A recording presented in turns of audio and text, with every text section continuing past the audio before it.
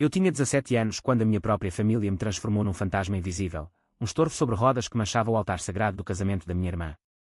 Eles sussurravam que uma rapariga da cadeira de rodas traria azar, como se o meu corpo partido fosse uma maldição que contaminasse o véu branco e os votos eternos. E eu, que outrora corria pelas ruas empedradas de Alfama como se o vento me carregasse, jurei que as minhas palavras seriam a lâmina que cortaria as suas mentiras até ao osso. Aquelas noites em que me arrastava pela casa, ouvindo os risos abafados atrás das portas, faziam-me questionar se o amor familiar era só uma farsa bem ensaiada, um teatro onde os fracos são expulsos do palco antes do aplauso final. Como pode uma mãe olhar para a filha e ver apenas uma sombra que ofusca o brilho da outra, preferindo o silêncio da exclusão à verdade que dói? E se eu vos disser que o pior não foi a cadeira, nem o acidente que me roubou as pernas, mas o veneno lento da indiferença que me ensinou a odiar com uma precisão cirúrgica, transformando o meu silêncio em uma vingança que ainda ecoa nas noites de Lisboa? O sol de Lisboa entrava pelas janelas gradeadas da nossa casa em Alfama como uma lâmina de ouro, cortando o ar carregado de cheiro a fado e a mar. Eu era Isabel, a miúda que escalava os telhados com os joelhos esfolados e o coração aos saltos, sonhando com o dia em que fugiria para o Tejo e navegaria até onde o horizonte engolia os segredos. Aos 16, o mundo era um labirinto de escadas íngremes e becos traiçoeiros, mas eu dançava neles como se as pedras me devessem obediência. A minha mãe, Dona Rosa, com as mãos calejadas de lavar roupa alheia, dizia-me sempre: Isabelinha, tu és como o fado, cheia de alma, mas pronta para o desgosto. Eu ria, porque o desgosto era coisa de velhos, e eu era o furacão que varria as tristezas para o rio. A minha irmã mais velha, Catarina, era o oposto, serena como o Douro em dia de calmaria, com cabelos castanhos que caíam em ondas perfeitas e um sorriso que desarmava os pescadores no cais.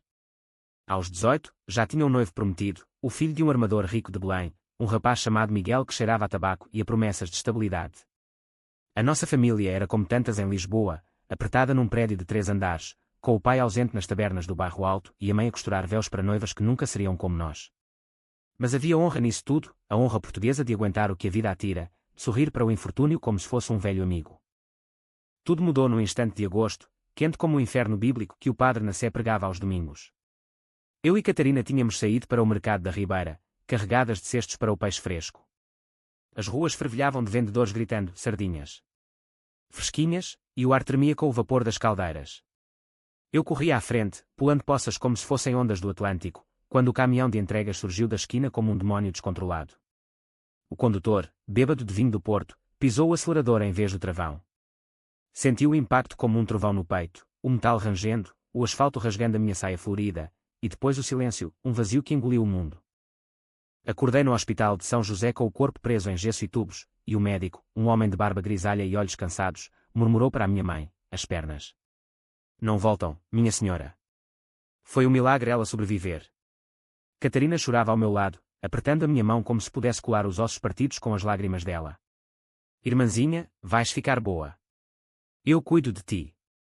Mas nos seus olhos, vi o primeiro vislumbre de pena, aquela pena que corrói mais que o veneno, porque transforma amor em obrigação. Os meses seguintes foram um purgatório lento. A cadeira de rodas chegou como um verdugo, rodas de borracha preta que rangiam nos azulejos da cozinha. Aprendi a manobrá-la com raiva, empurrando-a contra as paredes até os nós dos dedos sangrarem.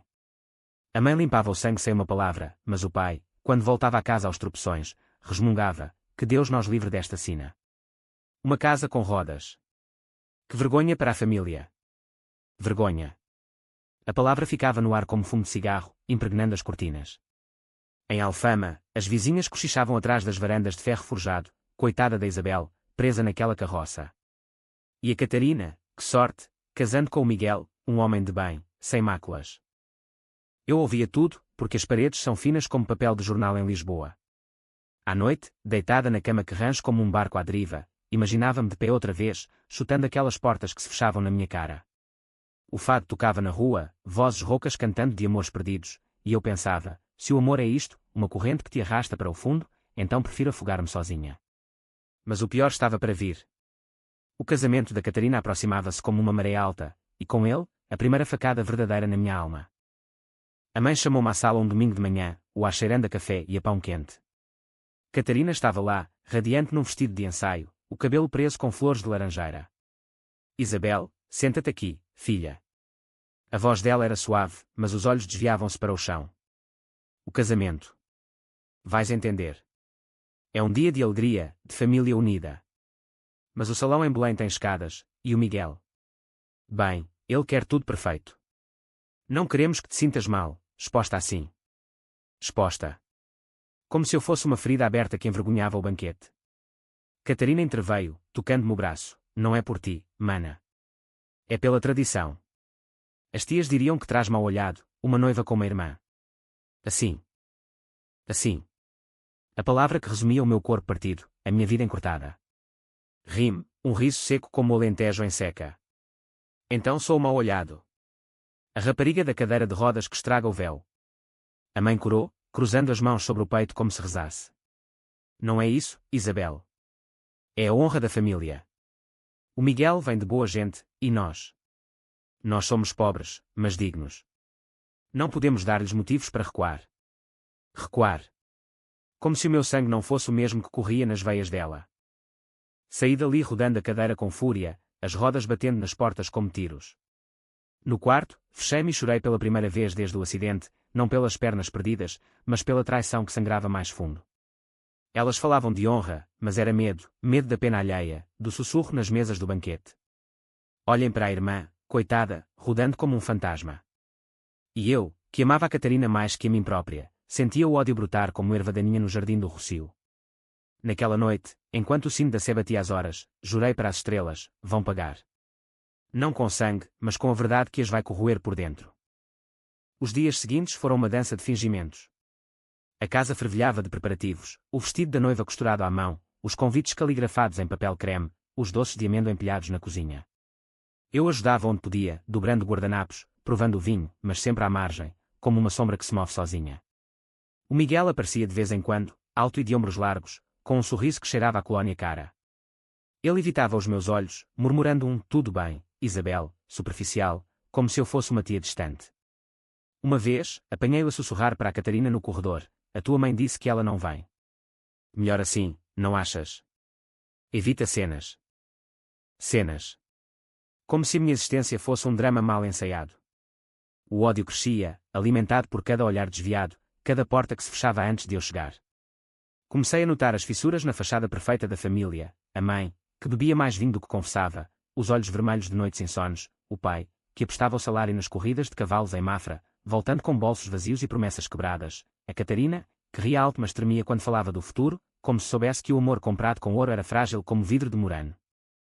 Eu lia muito naqueles dias, livros roubados da biblioteca municipal, histórias de mulheres que se vingavam com astúcia, como a Joana em Amor de Perdição, de Camilo, que tecia teias de mentiras para salvar o coração partido. A vingança é um prato que se come frio, dizia o provérbio, e eu sorria no escuro, planeando o meu banquete. Comecei a escrever num caderno escondido debaixo do colchão, nomes, segredos, fraquezas. O Miguel tinha uma amante em Cascais, uma rapariga de cabelos loiros e riso fácil que ele visitava aos sábados. A mãe devia dinheiro ao agiota do bairro, juros que comiam salário como traças. A Catarina. A Catarina sonhava com Paris, com teatros e amores livres, mas casava por dever, por não ser a quebrada da família.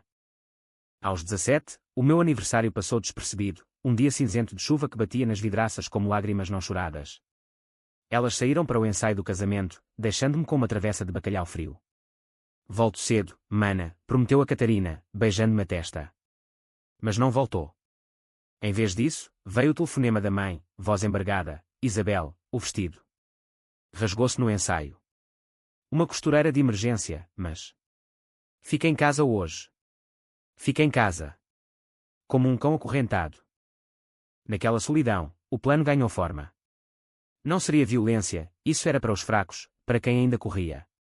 Seria psicológico, uma erosão lenta como o mar no rochedo da Arrábida. Eu falaria, sim. Mas não gritaria. Escreveria, sussurraria, revelaria. O casamento seria o palco, e eu, a narradora invisível que puxava as cordas. Enquanto a chuva caía, abri o caderno e comecei a primeira carta. Querida Catarina, lembras-te do segredo que me contaste na cama, quando éramos miúdas? Aquele que o Miguel não sabe. O veneno escorria da caneta como vinho tinto. Lisboa acordava com o clamor dos elétricos rangendo nas colinas, mas na nossa casa, o silêncio era um manto sufocante, entrecortado apenas pelo tic-tac do relógio na sala, um lembrete impiedoso de que o tempo corroía tudo, menos as feridas da alma. Eu passava as manhãs na varanda, olhando para o Tejo que serpenteava preguiçoso, carregando barcos de mercadorias para o Atlântico. A cadeira de rodas era agora uma extensão do meu corpo, fria e implacável, mas eu aprendera a usá-la como arma, aproximava-me das conversas sem ser notada, captando fragmentos de diálogos que as outras pensavam secretos. A Catarina estava cada vez mais absorta nos preparativos, os olhos brilhando com uma mistura de excitação e pavor. Imagina, Isabel, o salão em Belém, com lustres de cristal e flores de Espanha. O Miguel prometeu uma lua de mel em Sintra. Ela falava enquanto escovava o cabelo à minha frente, mas eu via o tremor nas mãos, o mesmo tremor que a apanhara quando confessara, meses antes, o beijo roubado a um rapaz do bairro na festa de São João. Não contes a ninguém, mana. É o nosso segredo.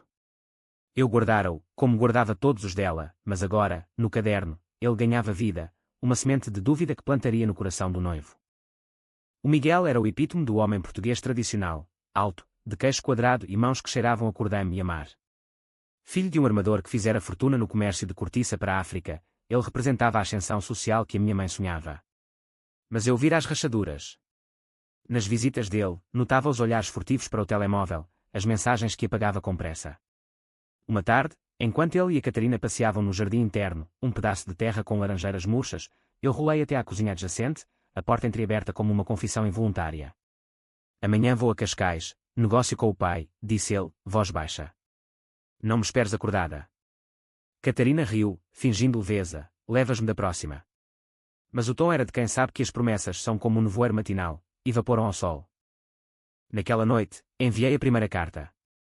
Não por correio, isso seria grosseiro, demasiado direto para o meu gosto.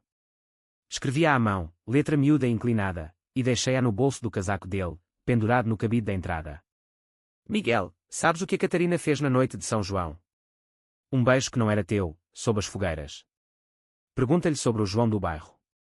Uma amiga que te quer bem. Sem assinatura, só um perfume leve de lavanda, o mesmo que minha mãe usava nas roupas de cama, para confundir as pistas. Ele encontrou-a no dia seguinte, porque o seu rosto, quando entrou na casa para o almoço, era uma máscara de cera rachada. Comeu em silêncio, os olhos fixos no prato de cozida à portuguesa, enquanto a Catarina tagarelava sobre os arranjos florais. Eu observava da mesa, fingindo ler um livro de poesia de Sofia de Melo Brainer, mas o meu coração batia como o tambor de uma procissão. Está tudo bem, amor? Perguntou ela, tocando-lhe a mão. Ele sorriu, forçado, sim, só o cansaço do mar.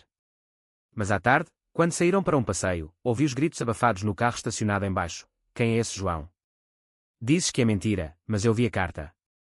A Catarina chorava, voz entrecortada, foi nada, um erro de miúda. Acredita em mim. Eu sorria no escuro do quarto, o caderno aberto como um grimório. A vingança não era só revelar, era semear a dúvida, deixar que fermentasse como o vinho do Douro. A mãe notou a tensão, claro. O que se passa com vocês? O casamento é em 2 semanas. Ela repreendia a Catarina na cozinha, enquanto eu rodava devagar pelo corredor, captando, se o Miguel recuar, estamos perdidas. A família dele é o nosso bilhete para fora desta miséria. Miseria.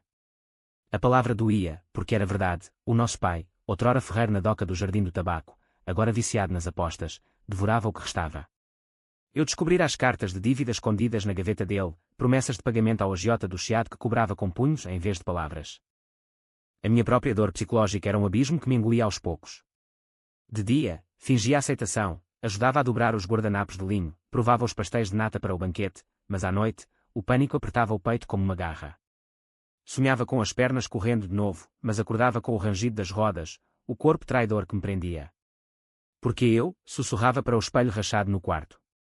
A resposta vinha em ecos, porque a vida em Portugal é assim, um fado de injustiças onde os fortes pisam os fracos para subir a escada social. Li sobre isso nos livros de Essa de Queiroz, em Os Maias, onde a família devora os seus próprios para preservar a fachada. Eu era a maia quebrada, excluída do banquete familiar. Comecei a explorar o mundo além das paredes. Com a cadeira, descia as ruas de Alfama devagar, parando nas Tasca do Zé, onde os velhos contavam histórias de honra manchada e vinganças antigas, como a de Inês de Castro, assassinada por amor, mas vingada com corações arrancados. A honra é uma corrente, rapariga, disse-me o Zé, servindo-me um copo de ginginha. Quebra-a, e o mundo desaba. Eu bebia devagar, sentindo o álcool queimar como verdade. Foi ali que ouvi sobre a amante do Miguel, a Inês de Cascais, filha de um hotelheiro, que se gabava nos cafés de ter o noivo de Lisboa na palma da mão. Ela era o ponto fraco, a alavanca perfeita. Escrevi a segunda carta para ela, enviada por um miúdo do bairro que paguei com moedas poupadas. Inês, o Miguel casa em breve, mas sonha contigo. A noiva é uma farsa, pobre e sem graça. Vem ao ensaio final, vê por ti mesma. Uma amiga. Anexei uma foto roubada, eu e a Catarina na praia da Caparica, anos antes, mas recortada para mostrar só ela, com um ponto de interrogação rabiscado.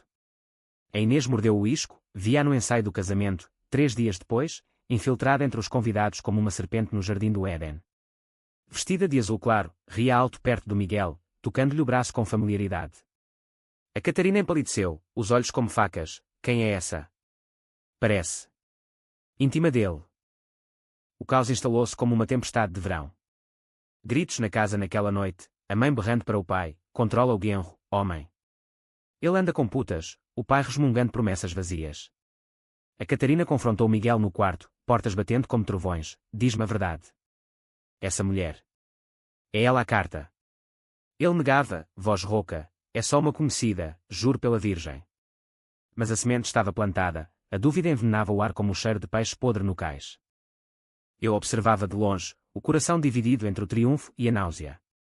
Amava-os ainda, de um jeito torcido, como se o ódio fosse só o reverso do amor. Mas a exclusão doía como sal na ferida, o convite que nunca chegou, a cadeira vazia no salão.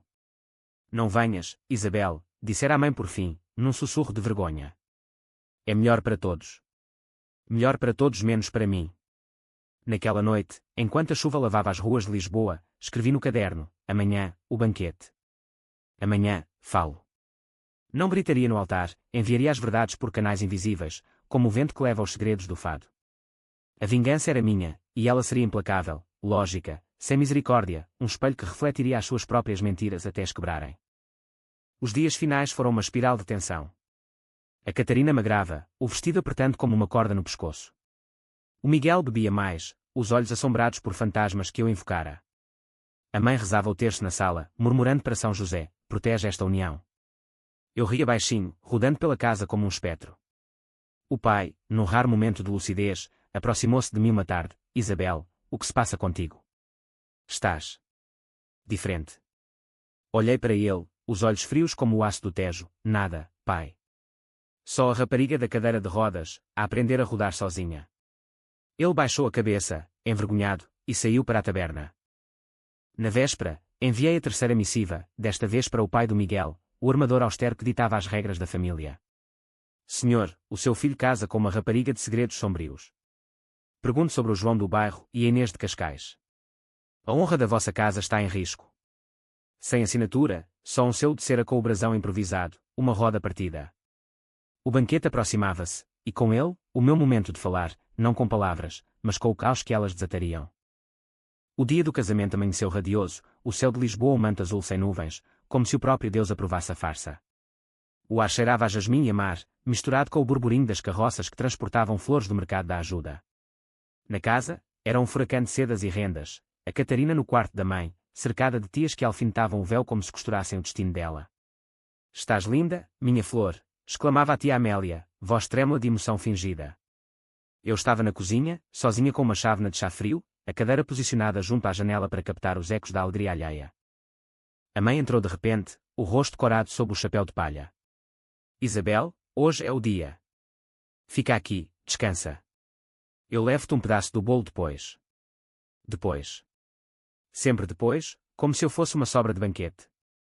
Sorri, amargo, vai, mãe. Não queres atrasar o milagre. Ela hesitou na porta, os olhos úmidos, culpa, talvez, ou só o pó das ruas. É pela família, filha. Um dia entendes.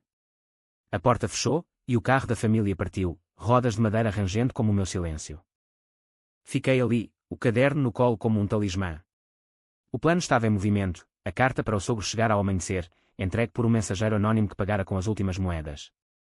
Imaginei o armador a lê-la no seu escritório em Belém, as veias do pescoço inchando de fúria. Que escândalo é este? O meu filho, envergonhando o nome. Ele confrontaria o Miguel no salão, antes dos votos, e o veneno espalhar-se-ia como vinho derramado. Mas não parava aí. Mandara mensagens anónimas para o telemóvel da Inês, vem ao casamento. Se a surpresa da noiva. Ela viria, claro, orgulho ferido é o melhor convite para o caos.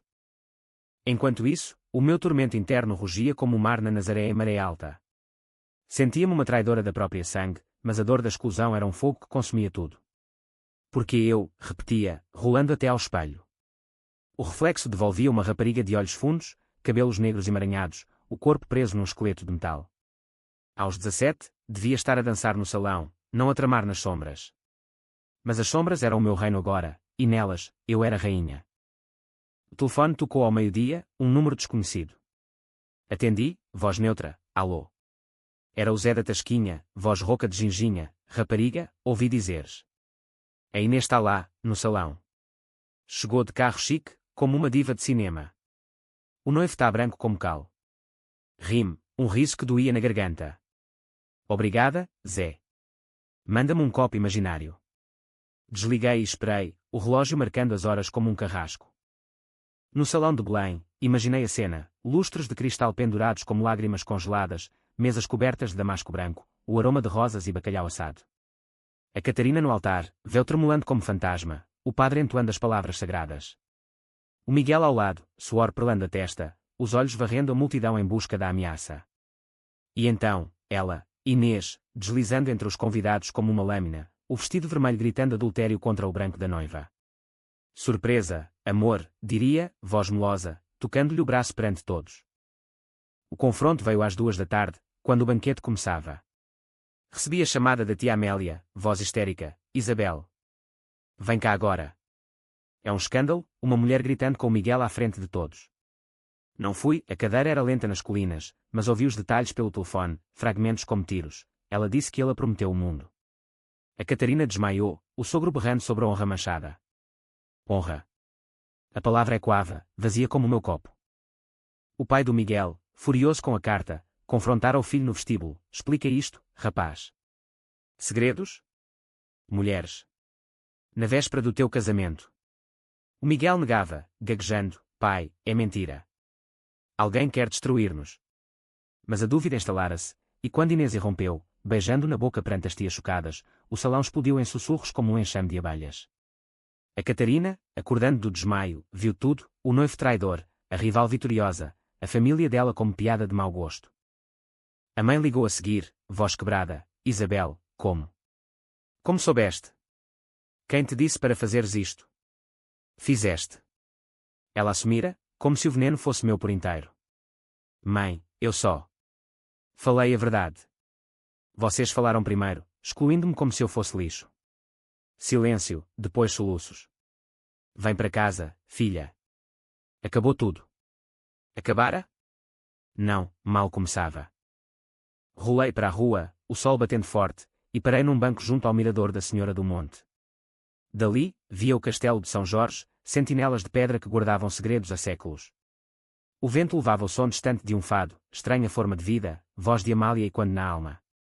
Chorei então, não de remorso, mas de libertação. A vingança era lógica, passo a passo, carta 1, semente de dúvida, carta 2, confronto, carta 3, colapso. Mas o preço era alto, o laço familiar, frágil como fio de rendilhado, rompera-se. A tarde arrastou-se em chamadas, a Catarina, voz rouca de choro, traíste-me, mana. Porquê?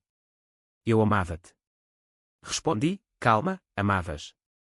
Ou amavas a imagem de irmã perfeita? Proibiram-me do teu dia, como se eu fosse uma maldição. Ela desligou, soluçando. O Miguel, breve, tu, não foi. A cadeira. Sempre soubeste. Ri-me, sempre soube, sim. Como tu sabias de mim e me ignoravas. Ao entardecer, a família voltou, não toda. O pai do Miguel cancelara a união, exigindo limpeza de sangue antes de qualquer aliança. A Catarina trancou-se no quarto, o vestido rasgado no chão como pele de serpente mudada. A mãe abraçou-me na cozinha, cheirando a vinho e a derrota. Perdemos tudo, Isabel. A honra, o futuro. Abracei-a de volta, sentindo o tremor. Não perdemos, mãe. Revelamos. Mas no meu peito, o vazio crescia. A exclusão social que sofrera, não só familiar, mas do mundo que via deficientes como fardos, transformara-me numa máquina de precisão. Em Portugal, onde a família é o porto seguro, eu torpedeara o meu próprio ancoradouro. E agora? O caderno enchia-se de novas páginas, planos para o futuro, uma vida sem eles. Matricular-me na universidade, talvez em psicologia, para dissecar mentes como a minha. A dor ensina, escrevi, e eu sou a aluna mais diligente. A noite caiu sobre a Alfama como um véu negro, lanternas acendendo-se nas varandas. Ouve-se o fado na rua, um lamento por amores traídos. Eu rolava devagar, o coração pesado mas livre. Falara, sim. E o eco das minhas palavras ainda ressoaria, corroendo as mentiras que me haviam aprisionado mais que qualquer cadeira. As semanas após o casamento cancelado foram um funeral lento para o que restava da nossa unidade familiar, um velório onde ninguém chorava alto, mas todos sangravam em silêncio. Lisboa prosseguia indiferente, os elétricos zumbindo pelas colinas como veias pulsantes de uma cidade que engole dramas pessoais sem regurgitar. Na nossa casa, o ar estava espesso de acusações não ditas, como o fumo de um incêndio mal apagado. A Catarina mal saía do quarto, encolhida na cama como uma concha partida, murmurando para as paredes: "Porquê, Isabel? Porquê nos destruir?" Eu respondia da porta, voz firme: "Não destruí. Desmascarei. Vocês construíram o castelo de cartas, eu só soprei." A mãe andava como um fantasma, os olhos inchados de noite sem claro, costurando agora para estranhos em vez de véus de noiva. A vergonha, filha. O bairro inteiro fala. A família da noiva traidora, com a irmã aleijada a tramar. Aleijada. A palavra cortava, mas eu aprendera a usá-la como escudo, melhor aleijada na verdade que inteira na mentira, mãe. Ela virava-se, cruzando os braços sobre o peito magro: "Tu foste sempre a rebelde, desde pequena. Correndo pelas ruas como um rapaz. Agora, olha o que fizeste. Fizeste. Sempre eu, a culpada por nascer diferente, por sobreviver ao que me partiu." O pai era o pior, mergulhado mais fundo na garrafa, voltava à meia da noite tropeçando nas escadas, berrando para o vazio: "Maldita sorte." Uma filha quebrada, outra puta. Uma noite, encontrou-me na sala, a cadeira junto à janela, lendo à luz da lua. "Tu", cuspiu, hálito azedo de aguardente. "Confessa, as cartas foste tu." Segurei o olhar dele, o coração martelando como o sino da Sé: "E se fosse? Vocês mereciam." Excluíram-me como se eu fosse uma nódoa no vestido da Catarina. Ele ergueu a mão, mas baixou-a, envergonhado pelo próprio reflexo na minha coragem. Saiu porta fora, batendo-a como um tiro. O meu tormento psicológico era uma voragem, um vórtice que me sugava para questionar cada escolha. De dia, rolava pelas ruas de Alfama, parando nos miradores para ver o Tejo levar segredos para o mar. Mas à noite, os pesadelos vinham, rodas girando em círculos infinitos, vozes da família quando estorvo. Maldição, e eu acordava suada, o peito apertado como num torno. "Sou monstro", sussurrava para o escuro. A resposta vinha em flashes: a exclusão do casamento, o sussurro: "Não venhas, envergonhas-nos." Não, era justiça, uma vingança fria, calculada como as jogadas no xadrez que jogava sozinha. Comecei a reconstruir, tijolo a tijolo. Inscrevi-me num curso online de literatura na Universidade de Lisboa, ficção psicológica portuguesa, devorando essa e Camilo à luz da secretária improvisada. Lia sobre personagens como a Teresa em Amor de Perdição, mulheres presas em teias de honra familiar, e via-me nelas, a vingadora silenciosa. A família é uma prisão dourada, anotava no caderno, agora um diário de renascimento. E encontrei aliados improváveis: o Zé da Tasquinha, que me emprestava livros e ouvia as minhas confissões por cima de copos de ginginha. "Tu és como a Inês de Castro, rapariga. Morta em vida, mas vingada dos céus." Ria-me, pelo menos ela teve um trono póstumo. Eu tenho rodas. A Catarina emergiu do casulo uma manhã de setembro, pálida mas decidida. Bateu à minha porta, pela primeira vez em semanas, e entrou com uma chávena de chá quente. "Mana, precisamos falar." Sentou-se na beira da cama, olhos vermelhos mas secos. Eu. Entendo agora. O Miguel era uma prisão, o casamento um erro. Mas tu. Doeu. Toquei-lhe a mão, sentindo o tremor, doeu-me mais ser invisível no teu dia. Chamaram-me a rapariga da cadeira de rodas, como se fosse um título de desonra. Ela chorou então, baixinho: "Eu fui fraca." A mãe pressionou: "O bairro julga." "Mas tu foste forte por mim." Forte. A palavra aqueceu, como o sol de outono filtrando pela janela. Conversámos horas, tecendo as rotas da traição, os segredos dela, os meus medos. "E agora?" perguntou. "Agora, vivemos", respondi. "Sem máscaras." Ela assentiu, e pela primeira vez, empurrou a minha cadeira pela rua, não com pena, mas com orgulho. Parámos no Mirador da Graça, vendo o castelo iluminado ao pôr do sol. "Obrigada, Isabel. Pela verdade, mesmo que doesse." Mas a família não perdoava tão fácil. A mãe, num jantar tenso, lançou o ultimato: "Isabel, pede perdão ao Miguel." Ele ainda pode reconsiderar. Rime, o garfo tilintando no prato, perdão. Ele traiu primeiro. E eu? Fui banida do altar por ser quem sou. O pai interveio, voz grossa, és da família, mas ages como inimiga. Inimiga. A palavra selou a ruptura. Então tratem-me como tal, disse, levantando-me da mesa, metaforicamente, claro. Rolei para o quarto, trancando a porta. Naquela noite, o plano de vingança evoluiu, não mais contra eles, mas pelo meu futuro. Contactei uma associação de deficientes em Lisboa, Vozes sobre Rodas, e juntei-me a eles. Numa reunião no Chiado, rodeada de almas iguais à minha, pernas ausentes, espíritos indomáveis, falei pela primeira vez em público. Aos 17, chamaram-me estorvo e baniram-me de um casamento.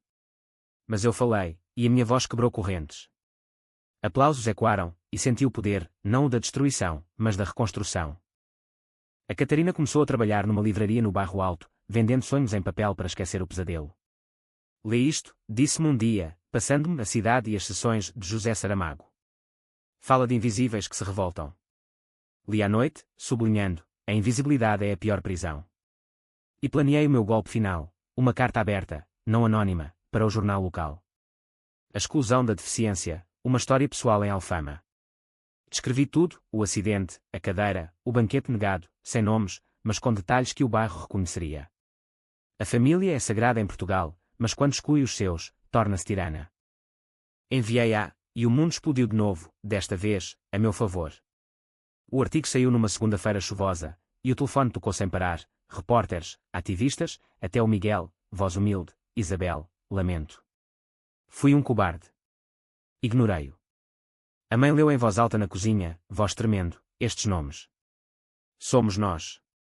Olhei-a nos olhos, não mais. Agora, sou eu. A Catarina sorriu de lado, a rapariga da cadeira que fala alto. O outono trouxe folhas mortas às ruas, mas para mim, era renascimento. A associação convidou-me para palestras, e rolei por palcos pequenos, contando a minha história com a precisão de uma lâmina. A vingança não é ódio, é equilíbrio. Eles baniram-me, eu libertei-me. O público, mães, filhas, quebrados como eu, aplaudia, e nas suas lágrimas via o meu reflexo, dor transformada em força. Mas o abismo psicológico persistia, visitas noturnas de dúvida. E se exageraste? Sussurrava a voz interna. Respondia, não. Foi lógico, passo a passo.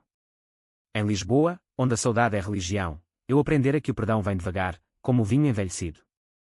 E enquanto a família se recompunha em fragmentos, a Catarina namorando um artista livre, a mãe costurando com orgulho renovado, eu rolava para diante, roda girando como o destino implacável. O inverno de Lisboa instalou-se como um manto cinzento, o Tejo enevoado e as ruas escorregadias de chuva fina que penetrava os ossos. Aos 18, o aniversário roubei para mim, com um bolo solitário comprado na pastelaria do bairro. Eu já não era a rapariga da cadeira de rodas, era Isabel, a voz que os jornais agora citavam em artigos sobre inclusão.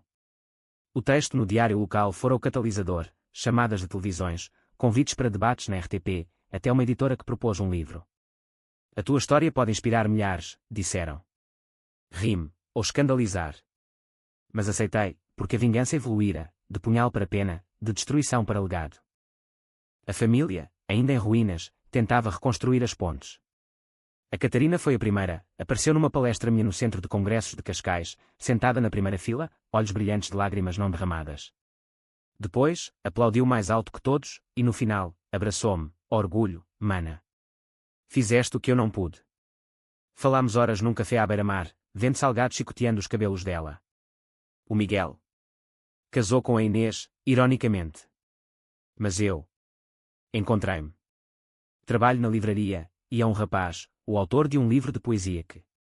Sorri, tocando-lhe a mão, conta-me tudo. Sem segredos. A mãe veio devagar, num domingo de advento, trazendo um cachecol tricotado, mãos que outrora costuravam exclusão agora teciam afeto. Li o teu artigo, Isabel. Doeu, mas... Tens razão. Fui covarde, preferi a fachada à verdade. Chorámos juntas na cozinha, o cheiro de caldo verde misturando-se às confissões. Banir-te foi como cortar um braço meu. Perdoa. Abracei-a, perdão não apaga, mãe. Mas constrói. O pai foi o último, sóbrio pela primeira vez em anos, depois de um retiro em Fátima. Filha, errei. A bebida, as apostas. E contigo, o pior. Deixa-me empurrar a tua cadeira, só uma vez. Deixei, e rolamos pelo rocio, ele contando histórias de juventude, o ferreiro que sonhara com o mar, mas afundara na terra. O meu mergulho psicológico aprofundava-se, guiado por terapias na associação. A tua vingança foi catártica, disse a psicóloga, uma mulher de óculos grossos e sotaque do Minho. Mas agora, cura. Escrevia o livro à noite, capítulos que dissecavam a mente, o acidente como gatilho, a exclusão como catalisador, a revelação como clímax. Em Portugal, a família é o espelho da sociedade, bela por fora, rachada por dentro, rabiscava. Usei idiomas que o Zé me ensinara, fazer tempestade em copo d'água para o drama do casamento, ter a pulga atrás da orelha para a dúvida semeada. O texto fluía, rico em imagens, rodas como engrenagens do destino, o Tejo como veia de segredos. O lançamento do livro foi em primavera, no Livraria Bertrand do Chiado, a mais antiga do mundo, paredes cheias de ecos literários. A sala lotada, a família na primeira fila, a Catarina com o namorado poeta, a mãe orgulhosa, o pai sóbrio. Li o excerto do banquete negado, aos 17, chamaram-me a rapariga da cadeira de rodas e proibiram-me do altar, como se o meu corpo fosse veneno para o amor. Mas eu falei, e as minhas palavras foram antídoto. Silêncio, depois aplausos que ribombaram como ondas no guincho. O Miguel apareceu depois, no copo de honra, copo na mão mas olhos baixos. Isabel, o livro. Mudou-me. Casei, mas divorciei. A Inês era ilusão. Assenti, ilusões destroem, Miguel. Verdades libertam. Ele partiu, e eu senti paz, não triunfo, mas equilíbrio. A vida ganhou ritmo, palestras em Porto e Coimbra, onde partilhava com estudantes sobre resiliência. A deficiência não é prisão, a exclusão é. Namorei pela primeira vez, um ativista de Faro com olhos verdes e riso fácil, que me empurrava à cadeira pelas praias do Algarve sem pena, só com amor. Tu és o meu furacão, dizia, e eu ria, e tu, as minhas rodas extras. Mas o passado sussurrava, sonhos onde o acidente repetia, rodas atoladas em lama. Acordava, escrevendo para exorcizar.